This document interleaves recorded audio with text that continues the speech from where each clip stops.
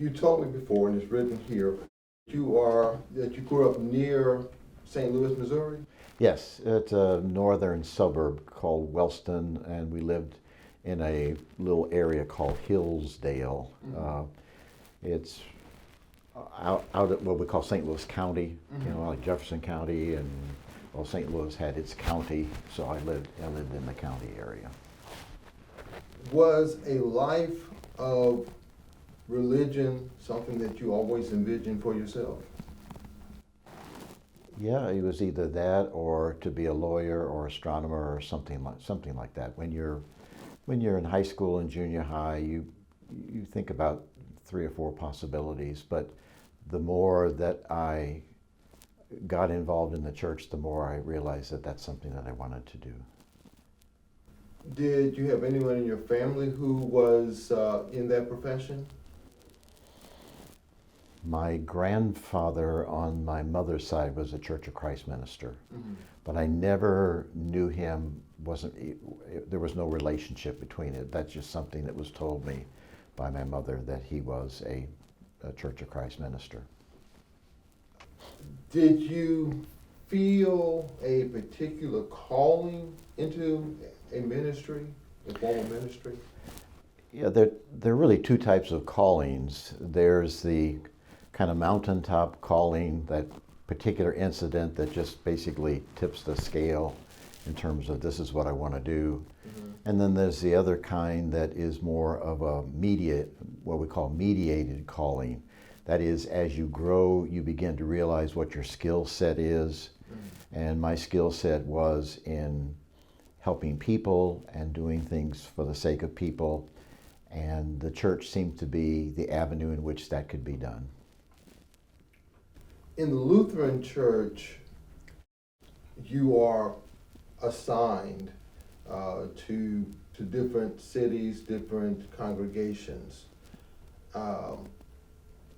Your initial trip to Birmingham, tell me about that. I was attending Valparaiso University and completed my first 3 years. And there was a program that was inaugurated on the campus, originally called Inner City Peace Corps, which took another name called Prince of Peace Volunteers. And it was an effort by the Young People's YLTP Youth Leadership Training Program of the university to expose students to the wider world. And the Peace Corps was basically a takeoff on the Kennedy Peace Corps that started, I think, in '61. So the church at that time was going through a lot of convulsions. Things were happening in Detroit, things were happening in Birmingham, things were happening in New York. And I got very interested in that kind of program because they said these programs are involved in what they call cutting edge ministries. And because they were cutting edge ministries, I thought, gee, that would be something interesting that I think I could relate to. So I joined up. It was the end of my junior year, so basically I just left college at the end of my junior year and joined the Prince of Peace Volunteers, went to Chicago for about a 2-week orientation session, was assigned to Birmingham. My choices were Detroit or Birmingham, and I opted to come to Birmingham because the pastor at St. Paul here in Titusville came to preach in the chapel. And I was pretty much moved by what he had to say. He used a Jeremiah text at the particular time. So when it came down to choices, the choice of Detroit or Birmingham, I chose Birmingham because I had seen the pastor, had seen him talk. I was impressed by what he was doing. Do you remember what that Jeremiah text was? No. But it had to do with mourning, it had to do with sadness, it had to do with God crying over the fate of his people. So it had that sort of context to it. Asking what a text was 50 years ago is not the most easy thing to remember. Of course not. Of course not. But I knew it was a Jeremiah text. And if you know anything about Jeremiah, he's called the weeping prophet. And because he's the weeping prophet, he was weeping over Israel and what was happening to it, being basically chewed up by foreign powers and exiled and all the stuff that went with it. Was Reverend Ellwanger that pastor who you heard speak? Yes, as I said, he was a chapel speaker. We had chapel every day on the campus of Valparaiso University, which is a Lutheran university. So he came as was one of those guest speakers, and so that's where I heard him first, or I even saw him first. But I had developed an interest in integration things, realizing that I went to a elementary school in which there were no black students at all.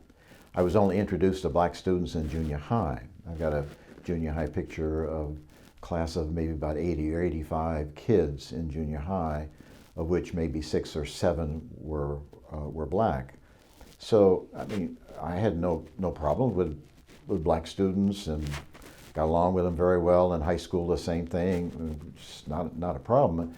I just didn't understand what the integration problem was all about. This sort of gave me a window in the world when you hear the news about what's happening in Birmingham, what's happening in the South.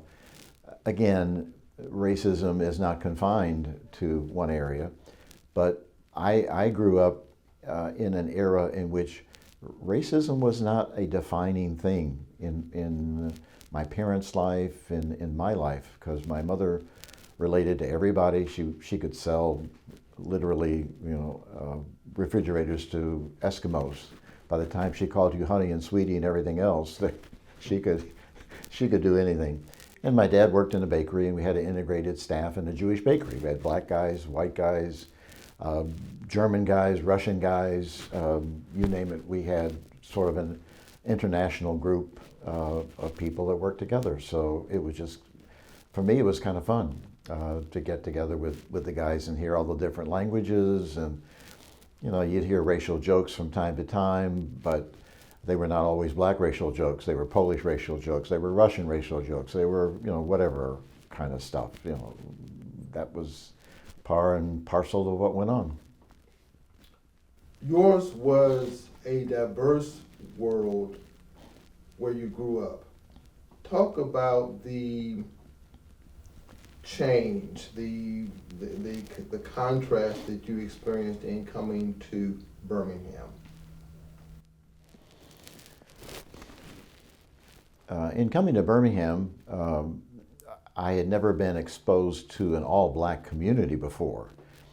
When we were in high school, we'd have some black high schools come and play us.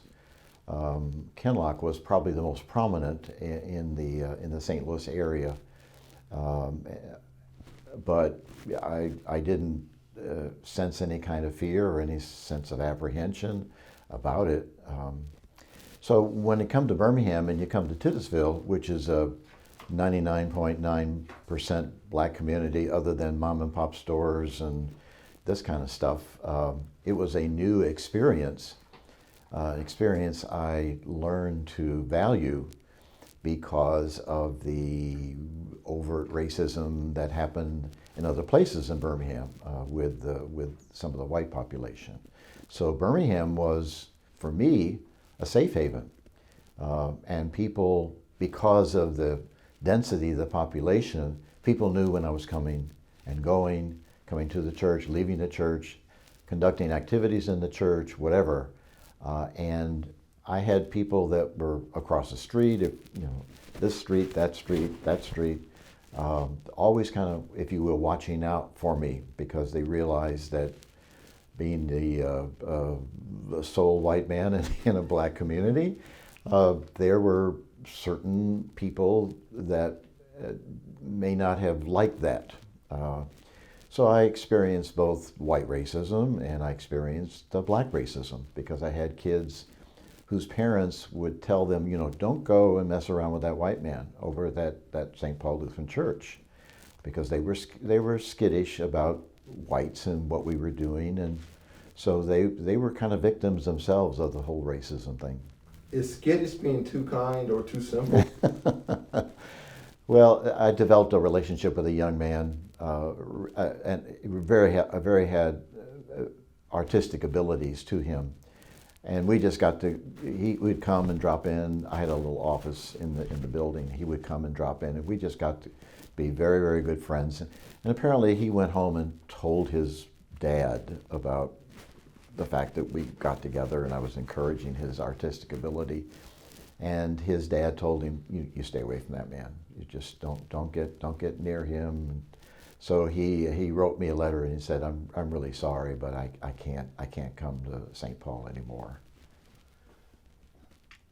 How did that make you feel? Oh, I was very sad about it, because he was just a good guy, just a really good guy, and when you make friends and then friendships have to end because somebody intervenes in that friendship, that's sad, and I really missed him. I mean, lots of friends. I guess a couple hundreds of friends when I was here, but that was a kind of a sad story because other parents weren't that way. Other parents were, they thought it was great that their kids were relating to somebody other than black kids in the neighborhood or black adults in the neighborhood. And here's this white guy, and he's working at this church, and he's working with youth, and he's doing voter registration stuff, and he's working on behalf of the community.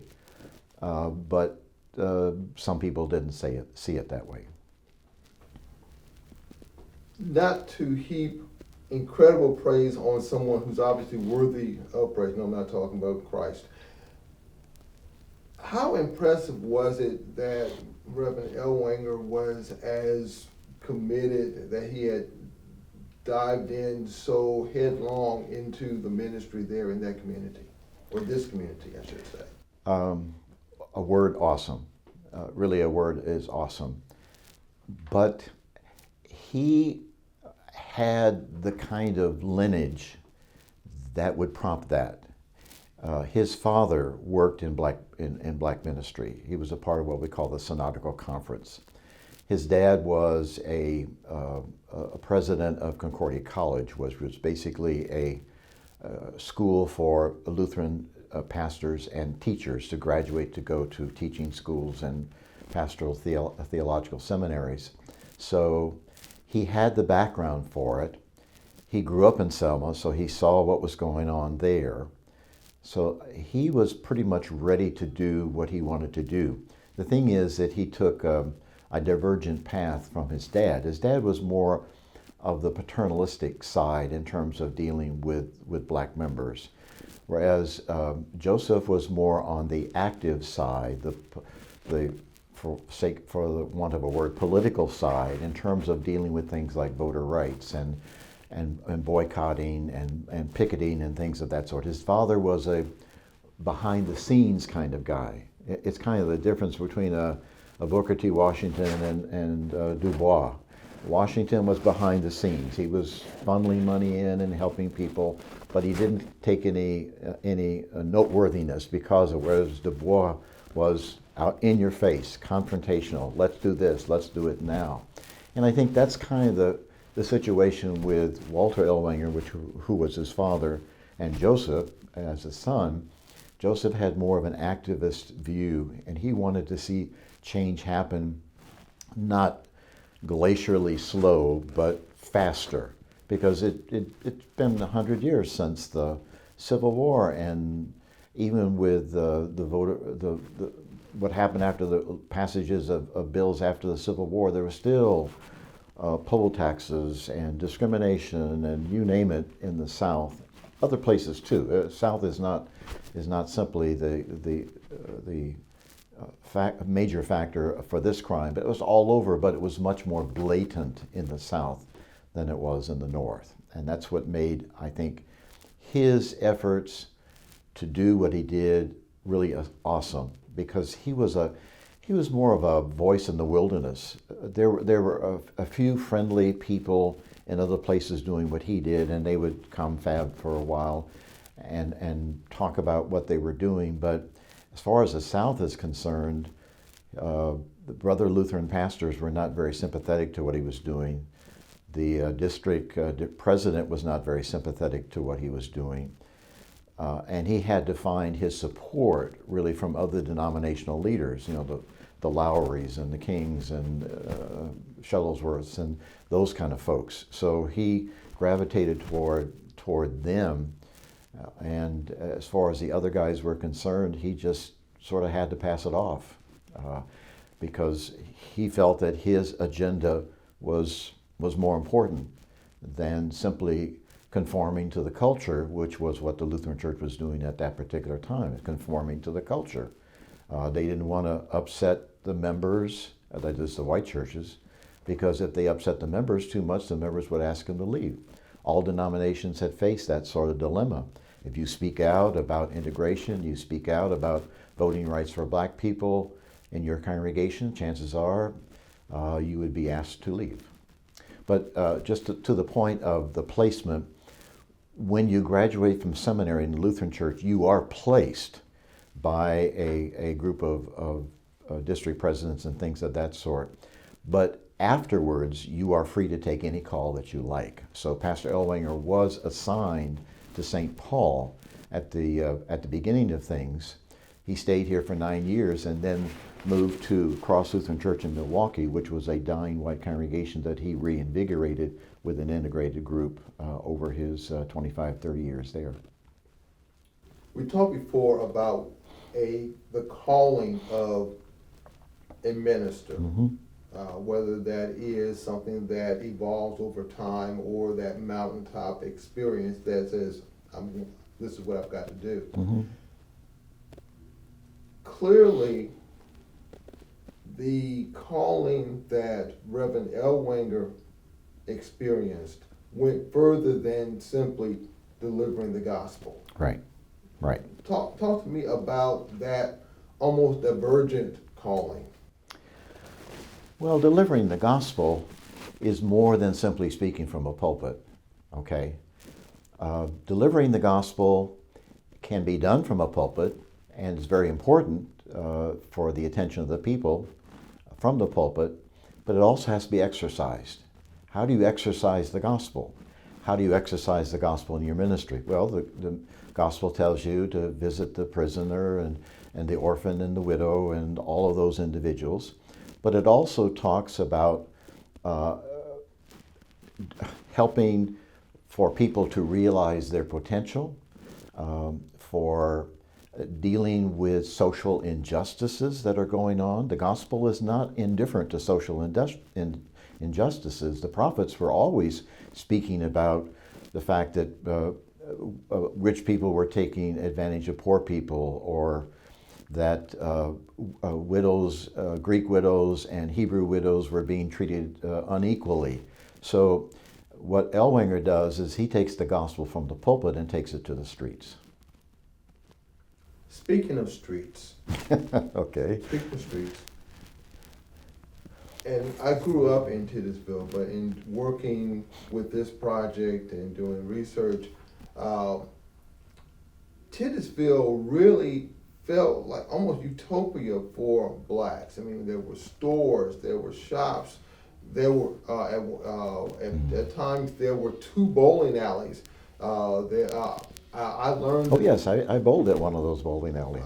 Which one did you Oh, frequent? well, I know I got the trophies. I don't know which one it was. Give me the 2. Well, there was one that was near Golden Flake, potato chips over here, behind Memorial Park. Okay. And there was another one between. It was north of 6th Avenue South. North. Before you get to Elmwood. North before Elmwood. I probably the first one that you gave, because I know that there was I was doing an interim between the previous people that were at St. Paul, which was a white guy named Lee Eilert, who was a seminarian who was doing a vicarage at St. Paul, and then I came along with a young lady named Miss Marilyn Buss.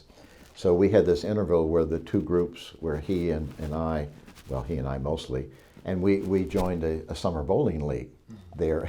And so you can imagine what it was like for 2 white guys to show up at a bowling league in Titusville. Are you guys in the right place? What's going on here? Well, we came to bowl. Oh, well, okay. What size shoe you wear? And let's go for it.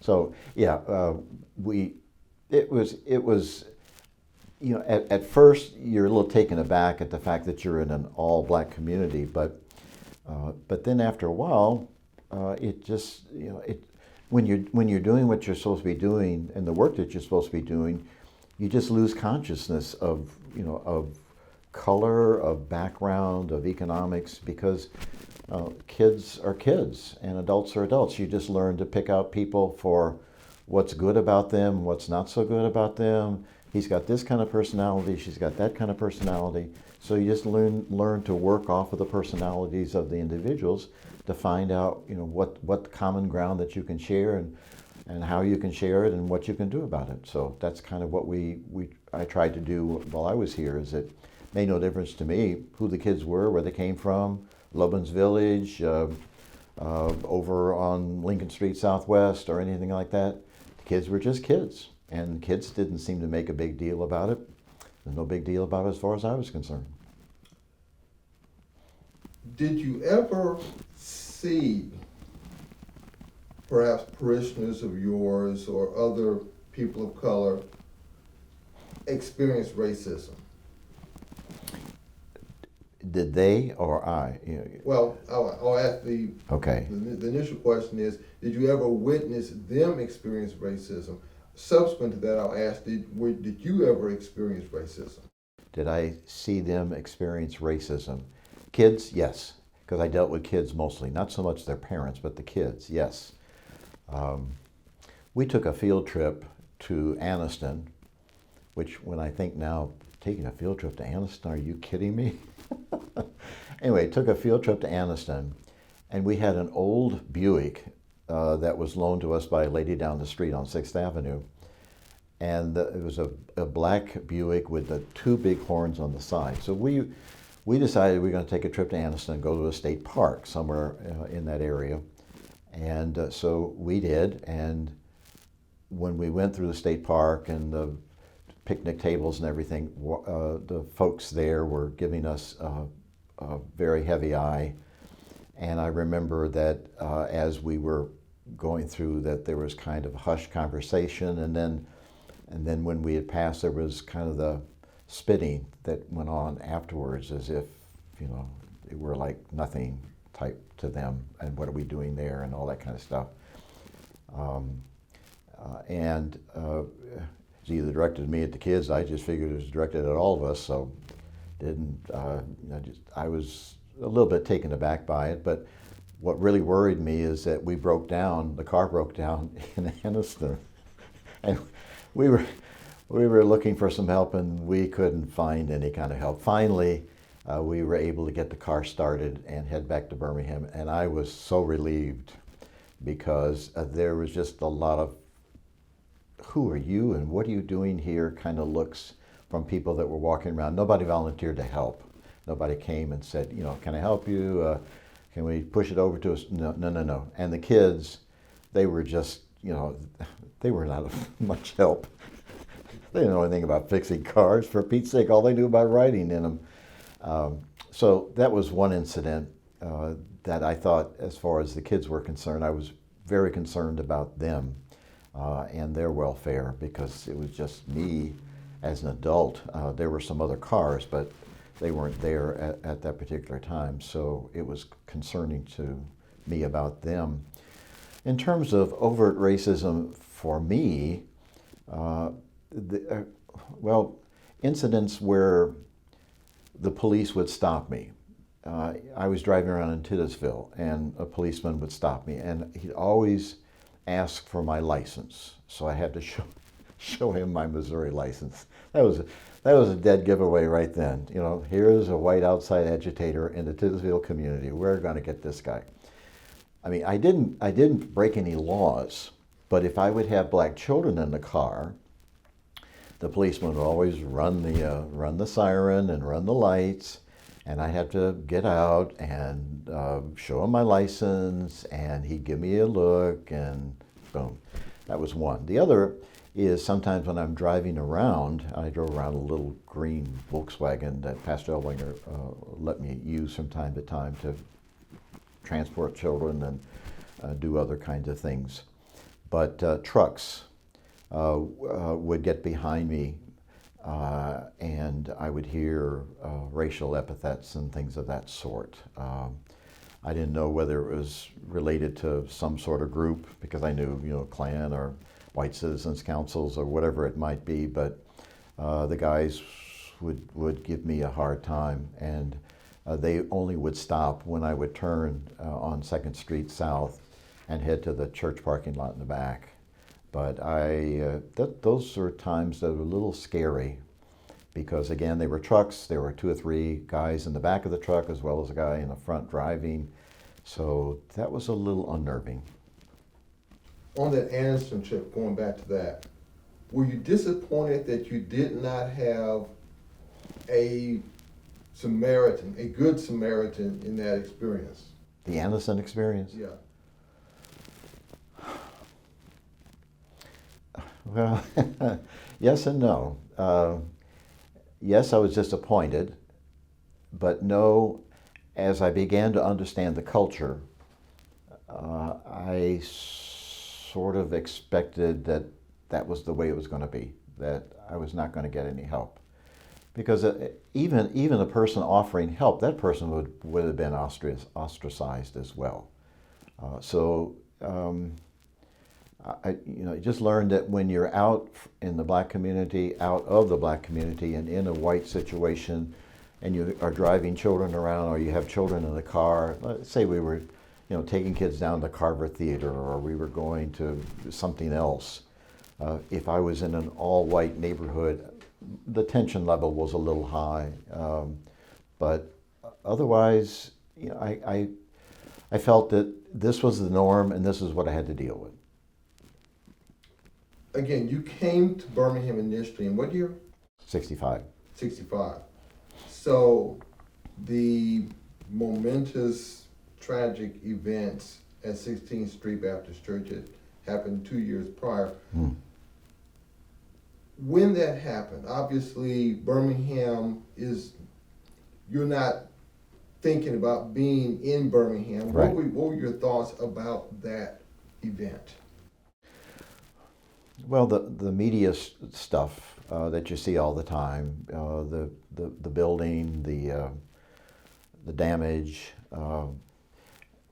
the fact that it had to deal with children, that the bombing took place and killed children, and as a college student, you're still pretty much of a child, so it affected. But again, I was college, and your attention is really directed to getting your studies done, passing your grades, relating to guys and gals in school. It was a terrible thing. But I'm in Indiana, Valparaiso, Indiana, going to school there, and it's in Birmingham, Alabama, which for me was 1,000 miles away.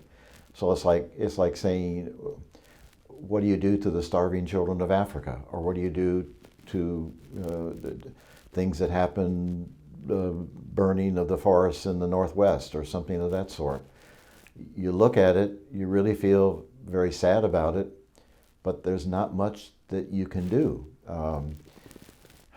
I think what happens is it develops a sympathy for what's going on. And I think that's where I think St. Paul comes in, is that Pastor Ellwanger was utilizing those events to expose college people like me to them, and coming down, knowing the experiences that happened, made me much more aware and sympathetic to what was going on at the particular time. But in 63, it was just something that happened a long way away, and really sad about it, but didn't know what to do until 65. And then when this came up to go to Birmingham, what could I do? I wasn't sure what I was going to do in Birmingham, but I knew I wanted to be a pastor, and I knew that if I worked as a parish worker at St. Paul, that would give me some sort of insight for some future ministry that I would have. And I knew that when I graduated from the seminary, I went to seminary at Concordia, Springfield, Illinois, the staff there and I knew that I was probably going to be placed in the black congregation because I had the experience of not only Birmingham, but I worked in an interracial situation in Lower Manhattan, New York for 2 summers, summer of '67 and then the summer of '68. And then I went on a summer vicarage in Mexico City, so I got exposed to some Hispanic ministry there. So the people there knew that as far as interracial ministry, that I probably had all the qualifications to do it, and that's the reason why that they assigned me to 2 small black congregations in central Louisiana, and one called Alexandria and one called Mansur. One was a farm community, cattle running all over the place and everything. Here I am, a city boy. And the other was an agribusiness community, which had like 12, 15,000. And you would think that a city boy in a country setting, that's a little bit unusual, but no, it wasn't. Whether you're a black farmer, or whether you're a black urbanite, whether you're a black upper class, whether you're a black lower class, the people and I got along together quite well, just loved them to pieces, and probably would have stayed there, except for the fact that St. Paul then called me as to be their pastor. I'd been there in Louisiana for 5 years, serving a dual parish, which was 30 miles apart. You know, Monday here, Tuesday there, Wednesday here, Thursday there, kind of stuff. And it was like, as they say, mama calls, because I had developed all these relationships with these kids, and now these kids had grown up 10 years later to have families and were leaders in the congregation. So when I was offered the call here, I came just to investigate to see what it was like, and the congregation just was overwhelming. They just welcomed me. There was just a multitude of people inside and outside the building, and I went home and talked to my wife, and I said, honey, I just I think I'm going to do this. I think God's calling me to do that. She was 6 months pregnant at the time, and we just got through painting the parsonage and getting new furniture in, and we're going to settle in here. Not going to settle in. Going to go to Birmingham. So off I went. I've often thought, as I said, I'm a preacher's kid, the minister gets the calling. Mm-hmm. He's the one who receives the call into this, to be the spokesman for God. Right. He's the one who is called to lead a congregation. The wife, however, so wait a minute, what's going on here?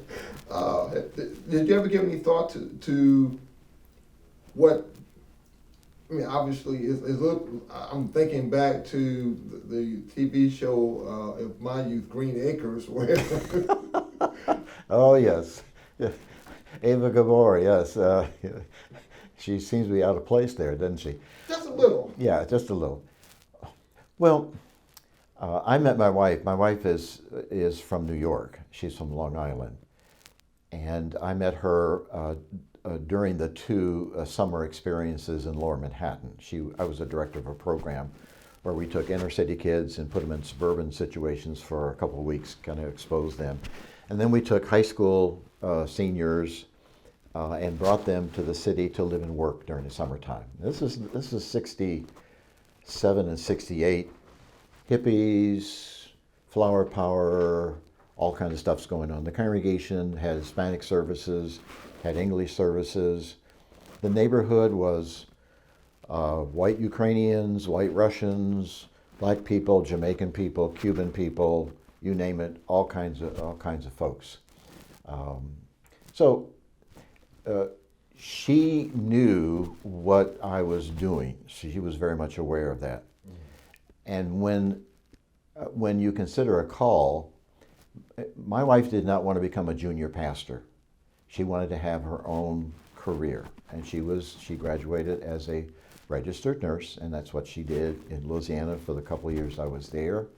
I got married kind of in halfway between the beginning and the end of that ministry, and she did not try to interfere in terms of what I was doing as a pastor. But any time that you consider a call, that you always have to consider your family's circumstance. God wants obviously people where He wants them, but He sometimes offers a situation in which a minister has a chance to introspect a little bit about what about his family, what about the situation there, what's he doing at that particular time, is it a good time to go, is it a good time to stay, and you sort of weigh all those factors in the equation. And I would talk with my wife about the situation, and even at St. Paul I must have had 10 to 15 calls to New Jersey and California and Cincinnati and whatever other places that there were, and I turned them all back because of my wife's circumstances with her work, our children, school, all that sort of stuff, and the fact that I thought that I could do more where I was rather than where I would be going. And again, it was not a slight to any of the people that I turned those calls back, because I really felt very much not sympathy, but feeling for them, because they really wanted somebody to come. I remember I had a Kansas City call, and there was a lady and her children, after we did the interview and was talking with the congregation and what they expected and all that sort of stuff, and she came up to me and she said, "Boy, I really hope that you'll come and be our pastor." Oh, Or I had a call to Mississippi once to, I think it was Oxford. Again, I had the same situation where people came and said, "We really would like for you to come and do that." So I go home and think about it. One day I'm going to take the call, next day I'm going to not take the call. So you sort of battle with it, and finally you pray about it. God, what would you have me to do? And it just seemed to me that the call to St. Paul was the priority in my life, and that it would have taken a lot to probably have moved me off of what I was doing at this congregation. Excuse my ignorance, where do you live now? I live in Hoover.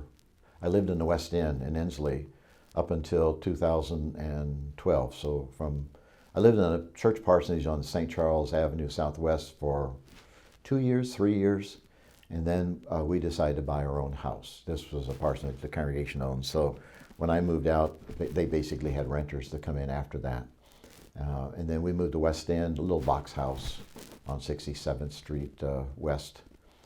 We lived there until, about 78 or 9, until 2012. And then we moved to Hoover because we wanted a little more room, because we had 3 children and then we have 7 grandchildren. So my wife wanted to have a larger area to host the children, the grandchildren, everybody else, friends, relatives, whoever else shows up. All one floor, because legs, arthritis, and all those itis items start showing up, and those steps become a little harder to deal with. Yea, verily. So, as you look at Titusville, I'll ask you a moment about broader Birmingham. Sure. How has it changed from your original experience, then subsequent experience, to now? How has Titusville changed from your perspective? When I came in '76, there were children everywhere. Children everywhere. All I had to do was walk out the door and they're kids. If we had Vacation Bible School, we always had more kids than we had materials. So that was number one. The housing was much more compressed housing than it is today. Like you were saying before, the fact that there were mom and pop stores here, you go around the corner. Mr. Bowman was a member of St. Paul at the time, so we do stuff at Memorial Park, we do stuff down Lovin's Village. Lovin's Village at that particular time was just amazing. I spent a lot of time down Lovin's Village because we did Vacation Bible Schools at the community center, and we did classes and things of that sort at the community center. It was a walk around neighborhood. You could just walk anywhere and hey, how you doing kind of stuff. It's obviously grown older. and some of the housing that was sort of on the poor side became a lot poorer. And so it began to show its age until people like Titusville Development began concerned about what are we going to do and how are we going to ensure a future and what do we need to improve our neighborhoods and our individual dwellings and things of that sort. So it was that, and then people were extremely friendly. Other than the incident that I told you about, most of the people were pretty friendly. I think they were a little bit, didn't kind of know what to do with me, because here I was just kind of being a regular kind of guy. I didn't, consider anything special. So when I had a basketball team in Loveman's Village, and we'd go play in Collegeville, and then we'd go play in wherever else that we played in, and when we were done, go over to Bowman's store and get some sodas and snacks or whatever it was, or take the kids from the youth group and go to Bowman's store and get some pickles with peppermint in them and all that kind of stuff that was going on at the time. I didn't realize how much of a patchwork it was. I didn't realize that there was the good sides and the bad sides, and one house would be very well kept and another house would be kind of on the broken side, if you will. So that I noticed. So it was sort of a patchwork of places. You got the housing authority down in Loveman's Village, and I mean, stuff was going on all the time. I mean, up and down the streets, Harding and whatever else, Cleveland and all that sort of stuff. Things were always hopping down there, and it was really exciting. It's like going to a concert down there. Things were going on all the time. Well, Mr. Noon at the time, come on over here, or come in our house. So kind of, well, I got a thing over here at wherever else I'm going to eat. So it was, I think, the population was a younger population. I think it was, it was varying between economic statuses of families. And the mom and pop stores, other than Bowman's, everybody else was, white, or the family lived upstairs or something of that sort. But I didn't hang out too many other stores. I went to Greenfront a few times, but since Mr. Bowman was a member of the congregation, I felt obligated to give him as much business as I could at the time, whether it be the store, the Bomac, or the foam, or whatever else that Sonny was doing at that particular time to sell his dad's stuff, and the daughter as well, who was running the store with her dad at the time too. So those are the, I guess, more obvious things that I noticed about Titusville. Again, the fact that it was pretty much enclosed. You got the cemetery at one end, you got railroad tracks, you've got the cotton thing there at the 6th Avenue Viaduct. These are pretty much markers as to where this community was. So it was, in a sense, a utopia, but in another sense, there was not a lot of exposure. I mean, the only time the white community would come into Titusville was at 6th Avenue going west. All the people lived in the West End. At about 4:30 to 6 o'clock in the afternoon, 6th Avenue South was crowded with white people going west. And that, other than, I don't know if Green Springs was there at that particular time. Maybe it was at the time, but 6th Avenue, I mean, it was crowded with cars all the time going to the West End at the time. And then we had one family lived in what's called the Riley community in the West End, across from West End High School at the time. So I would do some stuff over there, but that was, at a time in the afternoon, it was just amazing to see the 6th Avenue just clustered with cars, mostly white people's cars, because that was the main thoroughfare to get to where they lived. And West End is where they live. Is where they live, absolutely.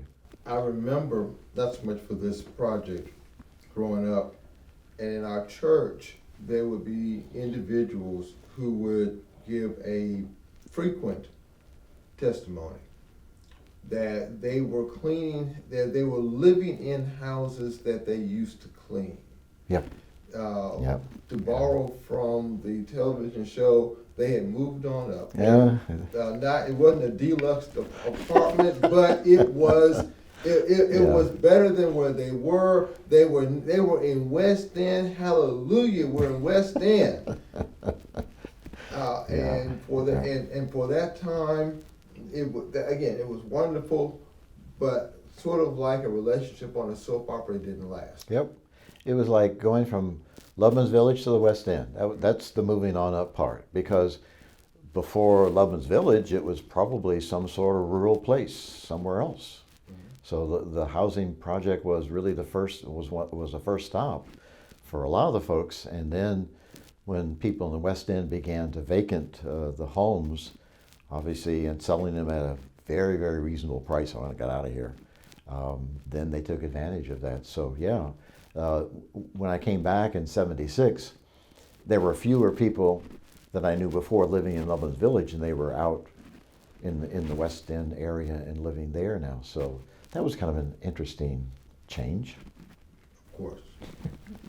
Talk to me about how Birmingham as a whole has changed from your initial exposure to it when you got here, maybe even as far back as your knowledge of the bombing, to where it is now. Well, I basically had a worm's eye view of Birmingham because I spent almost all my time in the Titusville area. I mean, it was day and night, night and day, 24/7. Titusville, St. Paul, Titusville, kids, that sort of stuff. I didn't. The only time I had a chance to go downtown was when we had demonstrations, and we had a few of those at the Jefferson County Courthouse. I was looking through some photos this morning, and I remember taking kids down, and we had sticks and signs and walking around and all that kind of stuff at the time. So I really didn't have a chance to see much of downtown Birmingham, although I remember going to that Chinese restaurant. Went there a couple of times with some members. Can't remember what the name. You remember what the name of that was? The Chinese restaurant that was there forever and a day. Like on Fifth Avenue? Forgot exactly where, but they closed maybe about 20 years ago. But it was a standard Chinese Joy or Young? Japanese. Joy Young, that's right, the Joy Young restaurant. I remember going there. I just don't remember much about downtown because our folks lived in North Birmingham, over the railroad tracks. They lived in Collegeville. And so my year there was really spent just going to these various communities, picking up people for church on Sunday, picking up the kids for whatever. So I really didn't have a chance to see much of downtown. I mean, when we went to demonstrations at Jefferson County Courthouse, I saw a little bit of downtown, and I saw a little bit of the park across there. I remember there were black buildings. Birmingham Times had an office there, but I didn't really spend much time downtown. It just was not a part of my schedule. It was just visiting people, making sick calls, going to people's homes, so I basically had a very, for want of a better term, sheltered life here in Titusville. It was Titusville all the time. I knew all the back alleys, I knew all the memorial parks and all the things that were Titusville. I just made it my business to learn where every little nook and cranny was. Little Korea. I mean, we had folks living in Little Korea, and I thought, oh, are they going to throw bombs, or are they going to shoot me when I go into Little Korea? But no, they're pretty nice people down there. Apparently, it only happened at night. All right. When you hear the name Bull Connor, what comes to your mind? Well, I read a little bit about his biography and knew a little bit about him over the years. I think he was basically the symbol of white racism as far as Birmingham was concerned. Being public safety commissioner, uh, gave him a lot of latitude. People were basically scared of him more than anything else. And I think he was very much determined to keep the old ways. And if it meant blatant violence to do it, that he would do it. He was, as far as things like the Klan or the White Citizens Councils or things of that sort, I think he just represented the culture of his time. And unfortunately, bringing in that little tank that they had and the fire hoses and all that sort of stuff, I think he represented a lot of people. I think the politics of today, in terms of leaders, reflect that same sort of mentality of the Bull Connor era. They think they're invincible. They think they're fighting for a cause that has been lost over 100 years, and they're really fighting something that is inevitably going to bring an arc of justice to it, to use a program title.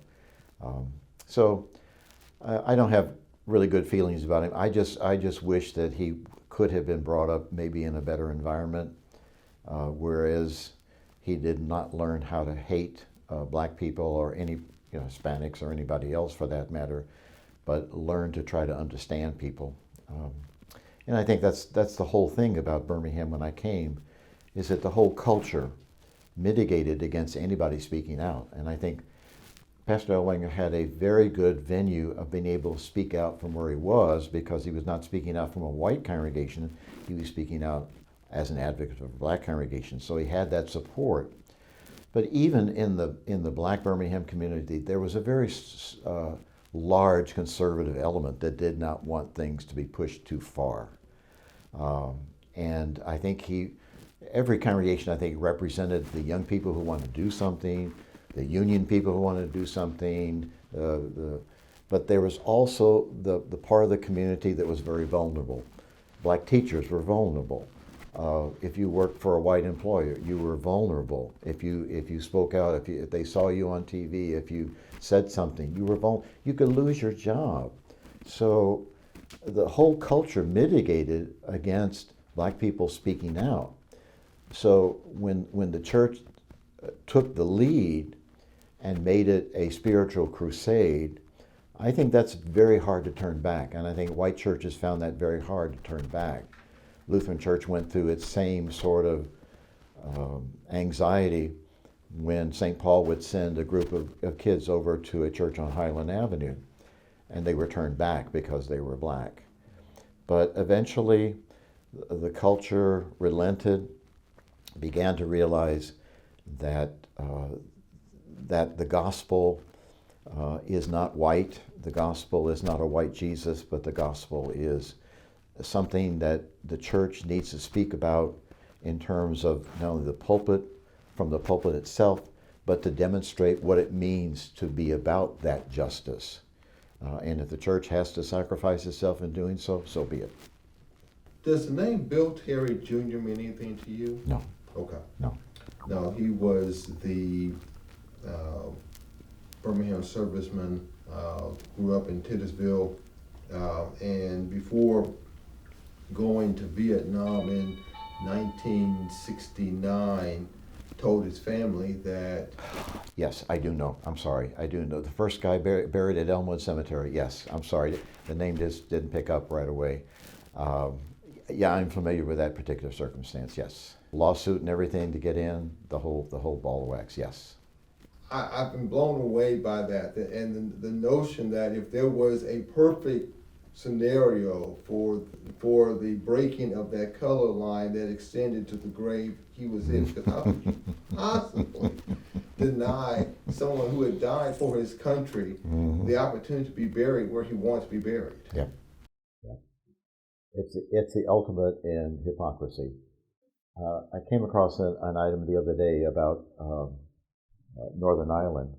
There was a Catholic lady married to a Protestant guy, and when one died, they were not able to be buried in the cemetery that they wanted to be buried in.